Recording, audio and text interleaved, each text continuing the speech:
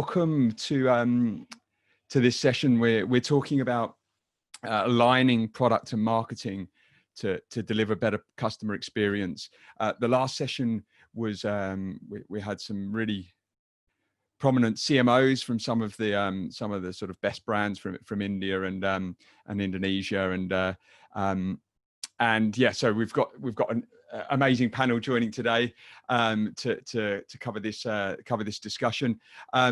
Quick introduction myself. So my name's Scott Pugh. I lead the Mixpanel business here in Asia Pacific, based out of sunny Singapore.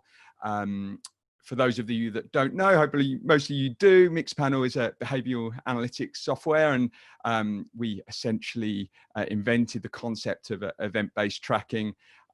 There was a question that went into the channel around most important in creating engagement, and behavior analytics popped up there. So it's good to know that the hundreds, almost thousands of people that we've got attending today see behavior analytics as an important part of their stack. We are joined today by a really interesting panel. We all know that we've been going through very tough times in our organizations, but there's been some verticals that have, you could say, benefited from the current climate and the COVID-19 situation. We at Mixpanel, we track trillions of data points. We work with over 26,000 customers, and some of the areas that we've seen that have been, you could say, positively impacted would be areas such as fintech, e-commerce, which you would have heard a lot in the last session from the likes of OLX and Myntra, and today we've got Zilingo joining, and then and from the fintech side we're joined by Koinworks, and last but not least we've also got one of the Ameya from the leading sports entertainment media platform in the world. Do we say Ameya? We'll let you clarify. So with that, let's introduce to your panelists. We'll sort of like go along the line then. So Ameya, if you want to just introduce yourself, a little intro to One Championship and what you do for the company. Okay. So for those who are not familiar, One Championship is Asia's fastest growing global sports media property. We are also Asia's largest martial arts company with over 90% market share. Right? We have around 40 plus events every year, well, a normal year, and broadcast to over 150 countries. On a personal note, I've been in the startup world for all my career, and I've spent time with Tribo in the hospitality sector, and then at Vedantu in the tech space. And then came over to Singapore about 10 months back to join the sports world. To be honest, it's been quite a ride, and I look forward to sharing some of our stories at One Championship with you guys. Yeah, I look forward to hearing it. I'm everyone that sort of like knows me and my colleagues, I'm like absolutely obsessed with mixed martial arts. So I'm a massive fan of One Championship, and was delighted to see that your events came back online this weekend in Thailand. That was amazing. Next up, we've got Aditya dialing in from Koinworks. Aditya, do you want to just introduce yourself and your role within Koinworks? Yeah. Hi guys, this is Aditya this side. So Koinworks is fundamentally a fintech super app based out of Indonesia. We would like to cater to all the customers across the investment side, or also helping people on the borrower side. So we have a bunch of products, and probably the only first super app in the fintech space in Indonesia. And yeah, lots more to share as we progress in this session. Excellent. Thanks for joining, Aditya. Last but not least, Kushal, if you want to introduce yourself. I think you're on mute, sir. I think, so I was here the other day, that's probably one of the most said phrase over the last 4 months is, you're on mute. Oh, and this is the second one. Sorry, I was on mute. So yeah, as head of digital at Zilingo, I manage the entire customer lifecycle across all the entities, and we'll talk this in detail about, but not just the B2C part of Zilingo, but B2B, which is the trade side of it, software as a service, marketing services, and fintech that Zilingo offers to all our customers. Excellent. Thank you, Kushal. And so really, look, we can't move away from, and I know that it sort of was a big part of the last session with our marketing friends there about the impact of COVID-19 to their organizations and how they've been adapting through it. We'll start with you, Kushal. Zilingo will probably, from a consumer perspective, will be more well known as an e-commerce platform that's almost similar to Myntra, but like in terms of focused on the apparel area, and but you're way more than that. And so if you want to just explain sort of how the last few months have sort of like impacted both the business and also your sort of strategies and how you've been adapting. Sure. Yeah. So I think even much before COVID, Zilingo had moved, or not moved away, but at least gone into the entire supply chain of trade. Like what we say is like Zilingo's technology platform vertically integrates like different stages of supply chain to enable transparent and connected, commerce between all the supply and demand that we have to unlock like margin and opportunities for customers. So what we mean here is it is not just the B2C, it's not just like the Myntra part of the business, but it is actually like much above in the supply chain. So we also go and cater to manufacturers. We work with, in some cases, we work with farmers. So it goes like as up in the supply chain as it can go. And that is where the diversification started. And definitely COVID has helped in a way for us to expedite that, because most of the businesses have wanted to go online, and a platform like Zilingo that can enable everybody in the supply chain, like be it like manufacturer, brands, a long tail SME distributor. So everybody wants to go online, and we had that stack and know-how that we were able to get them online and give them opportunities to be able to do business during such tough time as we are going through now. Yeah, that's interesting. I mean, there's been like a big part of your business now is like focused on the B2B and the wholesale part, and it's it's interesting how you've like the current situation has sped up that diversification. And to you, you were for Koinworks, you've been at Koinworks now for 6 months, 6 to 9 months. Is that correct? Yeah. And I mean, obviously, it's like a fintech super app. As you know, there are people losing their jobs. There's everyone is. I think that there was a couple of points brought up in the last session. Is that we've got to be very careful not to sell to people in this environment. Almost, just to be able to be there. I think it was with the CMO of OLX that it was like being focused about helping people. So I'm interested in how you lead product within Koinworks. What are a few of the sort of business and adaptations that you've made from a product perspective and a customer experience perspective over the last few months? Okay, I think that's a very valid question for this context. So I think the first and foremost thing we did was went back to the whiteboard just to understand how is the current time and what are the key products which you would like to sell.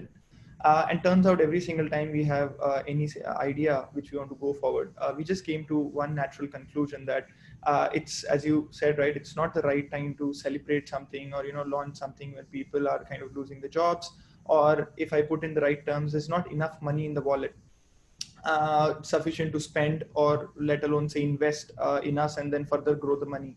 So I guess the fundamental thing we did was went back and ensured that we are not sending it was as small as this, but not sending any kind of celebratory messages to our consumers. And you don't want to send someone that, invest X percentage of your next salary, today's payday, when, you are not even aware that he might have his job or not. So that was the fundamental thing which we did. And after that, I guess the other umbrella project which we had was, we call it the Koinworks Care program, where we focused a lot on education of the society in terms of, in the COVID situation in Indonesia, what is the current, let's say the situation of the markets, how are markets reacting to it, which are the right bets to make right now. So we took a decision to be very honest about it. In fact, a lot of the marketing ad space, which we had already procured, we tried to educate to the users, whether digital or offline, both of the spaces, just to ensure that we are riding on the sentiment of honesty and giving back to the society. And that actually came back in good returns when people realized that, and that positive equity brought in a lot of traffic back to our funnel without we doing much, right? This was the time when we focused on retention, activating the older users, because obviously you cannot just go ahead and acquire new ones who might not come and transact. So these things actually triggered a very positive sentiment to get the people back on the platform. There were also a few things which we did for the local businesses. We called it the Local Support Local campaign. This helped a lot of local businesses to open their shops. I mean, the whole social commerce space, which we could help our users with. I mean, these were categorically the same people who we used to fund loans with. But COVID actually opened up the space where we actually, we for some time we said, okay, we're a fintech super app, that's fine, but this is the time to contribute, and what is the best way to contribute and bring back businesses as many they can. So this was the overall strategy which we tried to do.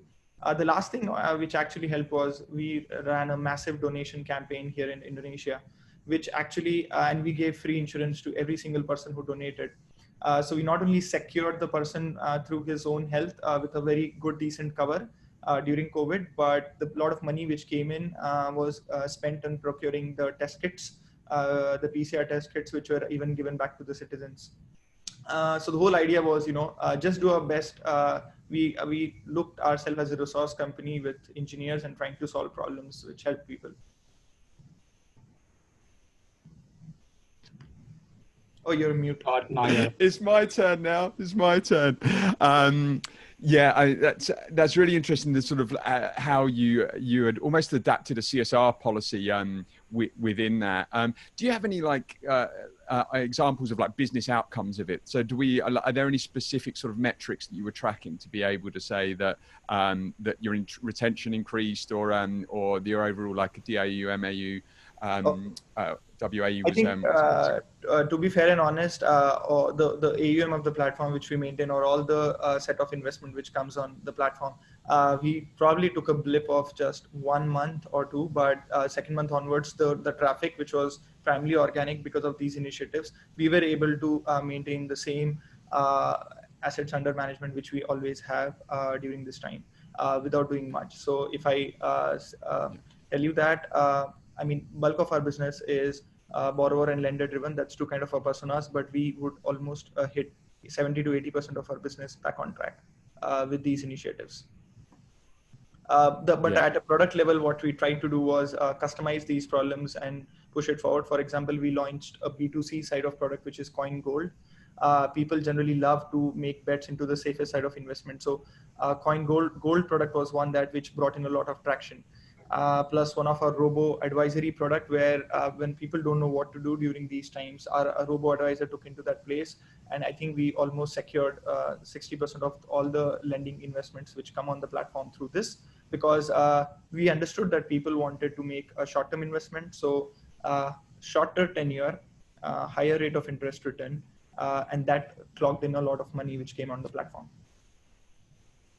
Yeah, excellent. That's a good example. And to you, Ameya, One Championship is it's an event-based company, even though you're a huge media property, but the content is very much driven around events, and sort of as a company that's very focused on behavioral analytics as well. You sort of you will have like a spike during your events during the year. How did you adapt the business during this time when you are unable to run events? How did you sort of keep your users engaged during that time? Yeah. So first and foremost, the most handy weapon that we had in our arsenal was the past 110 events that we have already done. Right? So the step one was to leverage the old content, and we established a weekly cadence to our programming itself. So apart from that, we also launched a couple of new different series. Apart from that, we also doubled down on our social media efforts in the first half of 2020. And according to Social Bakers, we were ranked 8th in the world with respect to social media interaction in the world of sports specifically. So talking about the product side of things, how we reacted on it was we launched One TV, which is an always-on, no breaks programming feature for our app.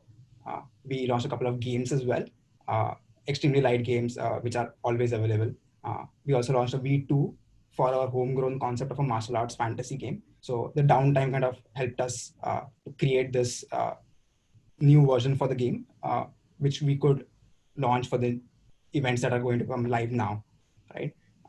Apart from that, we also migrated our communications uh, from from basic stuff to MoEngage, and then we also built an internal tool, which was running for a while in our heads, but then having so much time in our hands, suddenly we were able to create that. We did everything while migrating from the Google Suite to the Microsoft ecosystem as well. So I would say we definitely had our hands full while building this time. You've been keeping busy whilst working from home. That's good to see. I mean, the one super app is seen as you talked about, like launching gaming, having an always on live part of it as well. In terms of the one area where you were looking to develop as well was around a actual media player within the app as well, and you sort of went through a process of trying to understand if it's worth building your own video player through the platform, right? Yeah. So this was something that I would say was a learning point for us with respect to building video players. So just to give you everyone a context, so the core video player that we have currently on our system is YouTube, right? So it's tried and trusted, works beautifully for most applications, and works without a snag for most cases. But the product vision that we have for our One Super app was where we could heavily customize the video watching experience itself, right? We wanted heavy real-time capability on top of the video, which was not possible with YouTube, with the YouTube player itself. So we decided to build our own thing, and in a very difficult way learned that custom video players, CDNs, are extremely difficult and incredible time sinks, and you need people with niche expertise to help you run those, right? So frankly, we were building something that was already solved pretty well in the market, and we decided to pull the plug despite the sunk costs in it. So the learning was basic, right? You don't build something that is already been built well out there. Yeah, I think that's when we think about this is about building beautiful products that our consumers love, and if there is and if that means using a technology that you can acquire there in the market and you can buy versus build yourself, then if the outcome is shipping happy customers, as we talk about on Mixpanel, then that's got to be the right outcome. Aditya, I'm interested in how you've done a lot over the last few months, from like changing your communication strategy, from all of your advertising has been changed to sort of focus on CSR. You've moved to more custom products for loan and investing and gold. How have you been able to sort of align the teams from both marketing and product to be able to sort of deliver these seismic changes within both your business models and platform? I think the fundamental thing which helped us was, let's just say 3 teams here. One is the marketing, second is the product, and third is the engineering, right? So I think we just increased the cadence of our brainstorming sessions of what we want to push out to the market. No idea was really small. Everybody was welcome.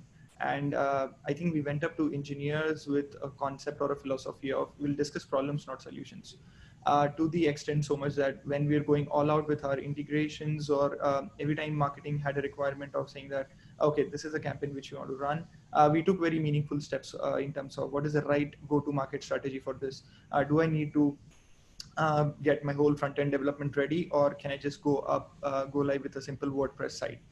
So we took those calls, which typically, we would go after the architecture or the overall schema, decision, brainstorming, validation, sort of. So I think it was very important for us to go to market was the key here. So for us, it was reacting fast to the situations, ensuring that when we started building this out, we always decided that we wanted to run a very long campaign. So back in March was the key crucial time where we sort of took the decision of what kind of platform we want to go. Simple example, right? Whenever there is a crisis, you want faster deployment. You'll always go with a web first approach. Does it give the same native feel like that? But no, but we can sometimes compromise on few things, but decide on the right strategy. So that in effective was the most important step which we took in March, and April, May, June onwards, we just kept building on top of that platform. Whenever we knew that we have a sufficient data view in terms of what persona are we building, which product might have what percentage of uptake, that is when we would push it on our app. So we would test quickly, fail quickly, and then push it out. The biggest blind side during COVID was we all are tackling a situation which we are never exposed to. Neither the government, neither the organization, neither the employees. We are operating at a X percentage of motivation levels and etc., trying to bring everyone together on call, right? So the best thing here was the leadership took the solid decision of, okay, infrastructure, strategy, go to market, and we just left ideas to people. And execution was the key here. So I guess that trifecta model per se helped us realizing a very faster go to market, and we could venture out in things which we have never done before. For example, we were never an e-commerce space, right? We're fintech. So for us, it was mostly important that when we're supporting the local businesses, what is the need? So real-time FGDs, digital FGDs, which we have never done, area-specific surveys of what is the sentiment like, what they want to do. For example, in this market, the whole THR strategy of how the government gives back money during the whole Ramadan season back to people, how we can chip in there, and we create an early salary product.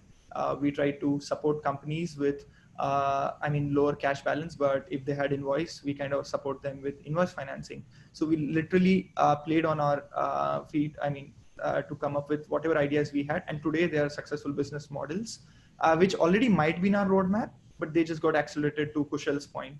COVID kind of just accelerated and naturally removed the resistance, right?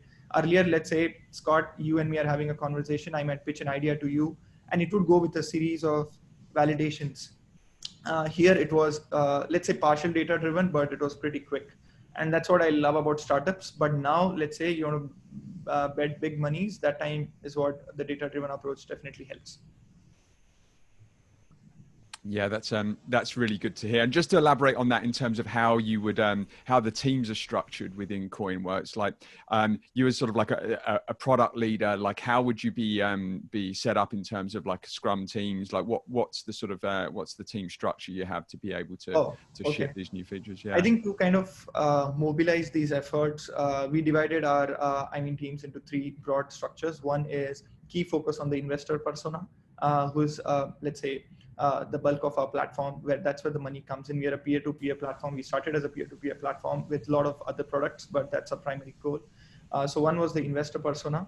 Second was the lender, the whole of the borrower loan products which we have on our platform to support, let's say, small businesses, digital businesses, large businesses, or even corporates and organizations working on invoice financing and supply chain financing. And there was a core platform team which largely focuses on the architecture of the product and how do we want to go to market. So release cycles are strongly maintained. So QA is centralized. We can quickly make a product, push it. And as I said, we started with a very front-end heavy web strategy that ensured that even if something is going wrong, we can quickly fix it on the fly. So I think in terms of structure, we just had back in time, let's say we usually follow a 2-week sprint cycle. But during that time, we were literally pushing a 7-day sprint cycle. So go-to-market was the key, failing first was the key. So that concept actually came down to the last level of all the engineers pushing at that level. We also exposed our, the engineers were in direct, let's say, touch with our third-party players, let's say the insurance partner or working on different players, where engineering to engineering conversations, we let it open actually to increase the speed. And and then later on completed the documentation, right? So that's always the key. Whenever you push things, release products faster. So I think one key difference was lower sprint cycle and higher. I think that we have also retained as now. Our design sprints still continue to have a lower a sprint cycle of, let's say, 7 days, which is typically 5 days turnaround time. So now whatever best we could take out of those 3 months, we have implemented, which is also more stable now. But I guess engineering now is back to our 2-week sprint cycle. Yeah, that's impressive. I'm sure the team are proud what they've been able to do. Whilst I think actually it's one thing that's come out quite a bit over the last few months is that people are actually tend to be more efficient working from home, and that with all the collaboration tools we have nowadays, that people can still ship. I just don't know. Almost every engineer wakes up at 9 a.m. in the morning now. I mean, I can never realize that. And stand-ups having an office earlier, right? So I could always say that, okay, we're running a 5 minute late, and now everybody's just happy joining in, and that has pushed more efficiency, I guess. When I lead a go-to-market team, I much rather be in an office. But yeah, our product and engineering team are loving this work from home. Kushal, I know that there's you're sort of in the process of like a big launch. You sort of alluded to it a little bit around becoming the sort of the full sort of supply chain technology for from like wholesale to consumer. Do you want to just tell us a little bit about that sort of a bit more about that transition? And actually another question that's just come in from Deefa on the chat was how you've sort of like maintained marketing budget, or how you've sort of driven marketing budget. So interested about the launch of the platform, and then how from a marketing perspective you've been able to still invest in acquiring users. Wow, interesting questions. So, in terms of launch of the platforms, I think we were fortunate enough that we started working on this concept like years in advance. So I think we had a certain head start on what to do and what not to do. So at least we were lucky that way. But I'll give you 2 examples that we kind of rolled out, or at least like went into COVID rolling out, which was an awesome experience. So one was the trade digitization platform. So we are calling it trade digitization platform, but basically this is a tool which allows large brands to move their offline supply chain from brands to principal distributors, or even like a last mile SME retailer into a closed ecosystem. This platform gives like a 24/7 access on demand for everybody in the ecosystem. So what this does is it gives the brands access to their downstream transaction that is happening, which is even now it is impossible for brands to imagine something like that. Brands knowing what happens 4 layers in the distribution, right? Like it's impossible for them to even envision that. The channel partners who are in the supply chain now get access to Zilingo's tech stack. They're able to run their business using a decent enough tool and also improve their efficiency and also unlock margins. And the supply side here gets organic base that we already have in our marketplace. So that was a win-win for them. So basically this is like a classic win-win-win situation, right? Like everybody gets to go out with some moolah from this place. So in terms of launching it, I think definitely the product team did an enormous job in getting this right for every stakeholder. From marketing point of view, I think there were 2 challenges. Like one was the supply side of it. Like how do I build the supply side, which was more of a I would say it was more of a key account management style conversation where we had to work on lot of content, lot of educational content, telling them that, okay, first of all, educating them that, hey, Zilingo is not a fashion business, not just a fashion business, but it is something more. So how do I do that?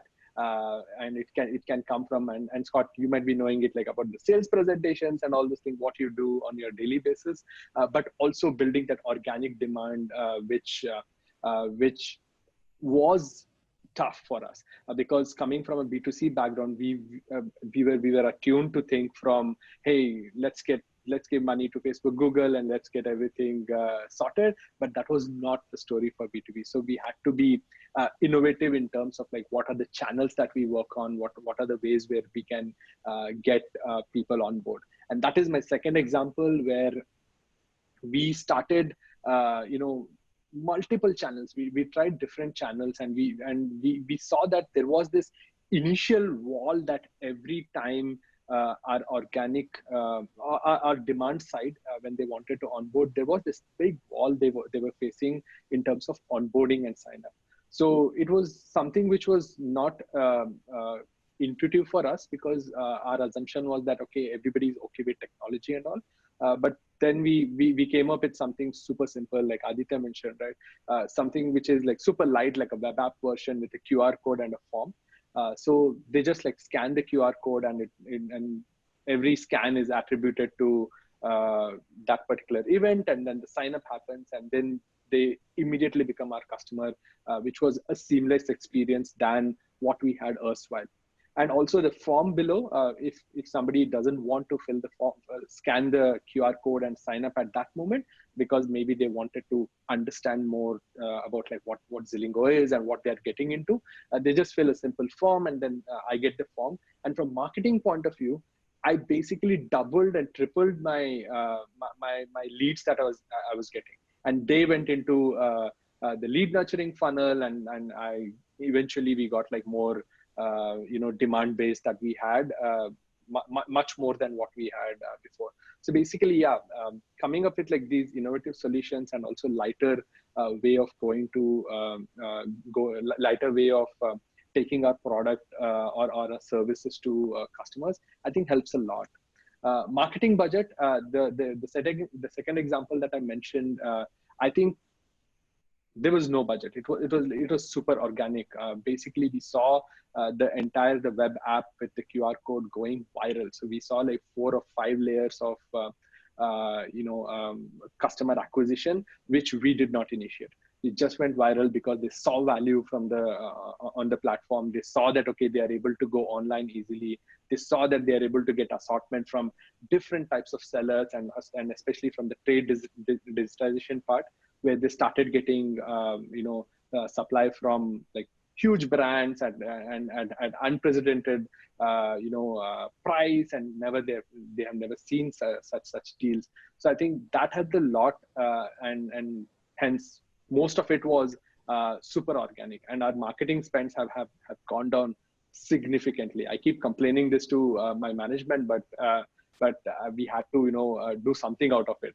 And these were the outputs, which are like now that in retrospect I see it was something really good that happened to us. We were able to innovate. We were able to not spend that much, but still get a lot more return out of things that we did.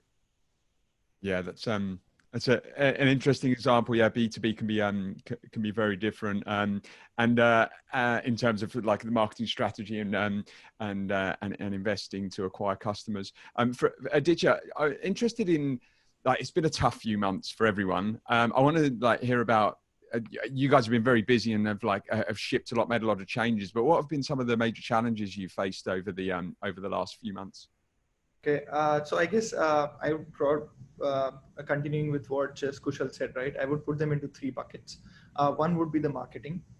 Second would be the visualizations of data which we have, and we are used. I mean, product managers largely are very data driven. I mean, in these days, everybody is data driven, but that's when we don't have the view to take our decisions, right? But coming to the marketing point first, I guess that's also related to the 3 questions which I see on the question answer section.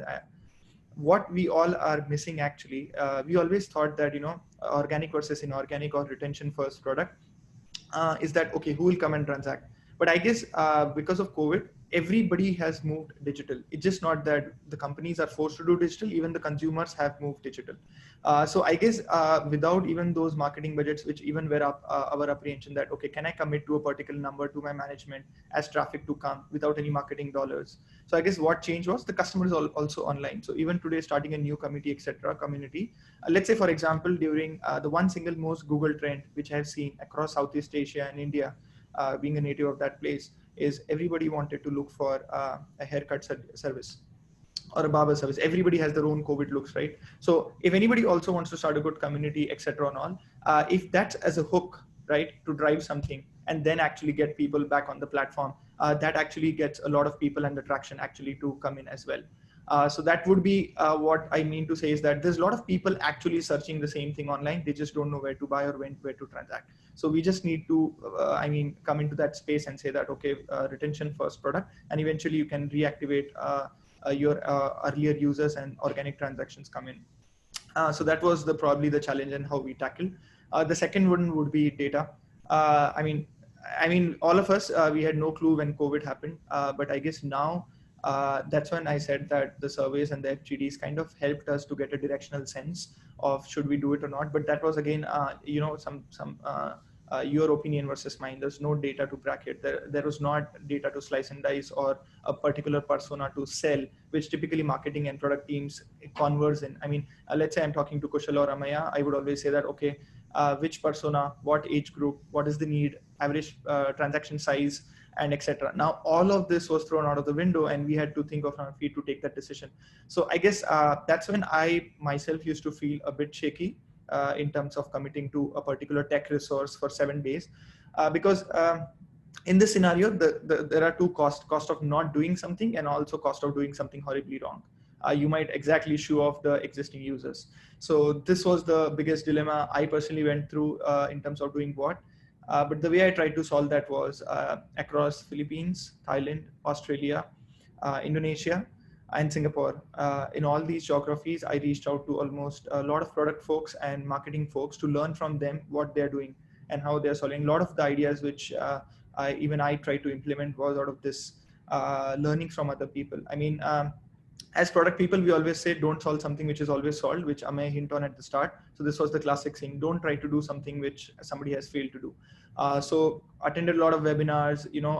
I think at least that point in time, a quick tip to everyone: I think I would have increased my reading time to almost 1 hour a day from 30 minutes a day, and that would just ensure that a lot of ideas, COVID-specific ideas, came into place, and how to transact digitally. What should be the starting line of communication in your email or not? Or are emails redundant or not? I still don't think they are, but you just need to know whom to send. Without data, that was a major challenge. And third was the release cycle. Maintaining the release cycle when people, I mean, you don't want people to burn out, right? But I guess the whole motivation was helping our country with the whole test kit and donation and insurance thing. So we started phasing out projects actually in a way that also kept the motivation of our internal employees pretty good, and the burnout did not happen. So shortly, I mean, marketing, data, and people, these were the 3 core challenges which we faced and how we solved it. Yeah, I think it's worth pointing out that you don't use a dedicated pure product analytics tool like Mixpanel. So I just want to highlight that there. So maybe we can solve some of your challenges there. But you did mention email, and it was one question that's come in from John actually about is communicating to customers via email a good option? Like, would it be better to go on-site notification already? Have you found still that the email, and I know that you did a lot of surveys as well, like during that time, and I guess a lot of that was delivered as by email as well as in person. So if I give you the data from an open rate point of view out of our CRM, so the email open rate actually did not fall as much as the push notification rate fall. So I think it might be a specific to a fintech kind of thing, but emails actually still worked as a much better hook whenever we wanted to launch something. Because people actually, so the initial set of emails which we sent were more of the awareness around COVID, the market, and the situation. So people actually got hooked to the fact that they were reading emails. So that helped us to piggyback on that emotion and to further send emails, and people would continue to open them. So as regards to the the open rates, they did not fall. I think we would have just seen a fall of maximum 5%. But overall, it was very healthy. I mean, much better than push rates for some reason. Yeah, interesting to hear the rise of email coming back again. And Ameya, there's a question that's come in here around how One Championship has actually taken the time to tweak the product and make it better. And what were the initiatives taken to maintain app retention, and how you prioritize product tweaks? To add on to that, I'd like we sort of touched on, I'm interested you to talk about the analytics stack and the product stack that you've been able to sort of both have data behind those tweaks and product enhancements and to create better customer engagement. Yeah. So I got bits and parts of it. I think the internet is breaking up on me. But the overall sense is we have a strong product analytics tool from Mixpanel. But the rest of it is done on Power BI. So we have traditional views, which Mixpanel can support, but we do have far more deeper or rather complicated analytics that we need to do. We run it on Power BI. Apart from the traditional product analytics, we're also looking to engage into the stats bit of things, say live stats for say when about is happening, right? So we are trying to solve for that as well. So I did not get to just the question, but yeah, the first part of it was that you've taken the time to do quite a few tweaks to the app and to make it better. And what are some of the initiatives that you've taken to maintain the app and retention? You mentioned a bit before around utilizing your repository of content from events before to be able to keep your users engaged. But is there anything specific within the UI of the app, or any sort of developments you've made to be able to help improve retention and engagement on the platform? Yeah. So the way our app was designed right from the get-go was a very consumption-focused app, right? So we wanted people to come and watch our events online, and the architecture that was needed for it then was very different from what we envision it to be further down the line. So this was the right time for us to switch or probably even think with the core principles and think through how such a features could be built on top of it. So currently we are rethinking what goes, like, we don't need to show everything that one championship does on our social media platforms, on our app. People come to our app for a very specific reason. We ran our own surveys on top of that. So we wanted to understand why people even have the one championship super app, right? And we understood that people focus very, very much on the events itself. So we tried to focus on that, plus try to figure out how we, between the two peaks, between the two events, how we are ensuring that we are getting enough traction between them. So one of the things that solves that is the one fantasy game, where between the two, I can start the event. The one fantasy app runs from this point to this point, and then once you have the event, the next fantasy is available after that. So one of the core reasons is the product itself. We are trying to tweak it, and so one of the cool things that you would not like with fantasy is that it runs between two events, but when the event itself is happening, you cannot engage with it, right? Because you're locked out, like your teams are fixed. So we are trying to rethink how we could repurpose the idea of the event itself. Yeah, excellent. Yeah, I mean that sort of retention between events is really important to bring users back, and I think also the development of like the live product that you're like an always on content will help drive that as well. We've got lots of questions in the chat. I realize we're kind of at time for our session, but what we'll do is we'll go and try and sort of get the panelists to go and type some answers into the chat group there, so you can respond to your questions. Mindful, it will be important to give people a break between sessions, and we've got a really great session coming up next with Govind from Branch, talking about how best in class brands onboard new customers. So yeah, would allow people to sort of have a bit of a break between sessions. Also implore, I mean, in fact, Kushal, like, how would you recommend people sort of get in touch if they've got any questions? I'm sure you can answer on here, but are you active on Twitter, or what's the best way to get in touch? LinkedIn is okay. We can chat on LinkedIn if you guys want. Yeah. Great. And for you, Aditya, what's the best way to reach out? I think LinkedIn, Twitter works best. I'm more active on Twitter. Then there's a delay in response, but yeah. But I just had one closing thought for all the people here. And that would be that, I guess this is for the first time I as a product manager, right, when I always look at products and evaluating them. I think this was one time when MoEngage, Mixpanel, and Branch came as a complete suite of product that just reduces a lot of effort of evaluation, because that's one classic suite everybody needs and to push ahead.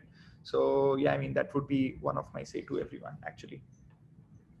Yeah, appreciate that, Aditya. And any closing pearls of wisdom, Ameya, that you'd like to share with the audience?